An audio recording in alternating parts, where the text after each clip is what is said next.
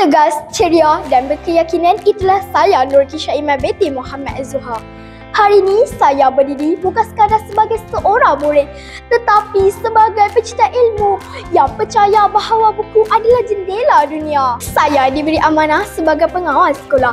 Satu tanggungjawabnya mengajar saya erti kepimpinan dan disiplin.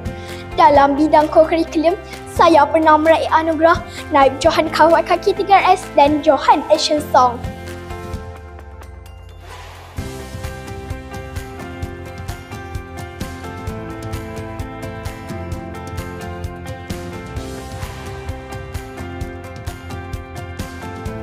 Namun, dunia saya bukan saja di dalam kelas. Saya juga aktif dalam kelab STEM dan pasukan kalam jama'i.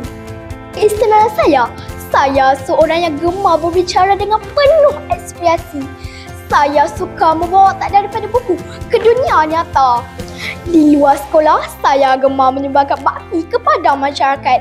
Saya terlibat dalam program membaca bersama kanak-kanak dan aktiviti khidmat masyarakat kerana saya percaya bahawa ilmu itu bukan hanya untuk diri saya sendiri tetapi untuk dikongsi bersama. Saya mempunyai daya ingatan yang kuat dan kepetahan dalam menyampaikan sesuatu. Saya yakin bahawa minat membaca inilah yang membentuk diri saya menjadi lebih berani, kreatif dan berwawasan. Dengan semangat berkobar-kobar, saya sedia membawa anda menyelami dunia buku yang penuh keajaiban. Sekian, terima kasih.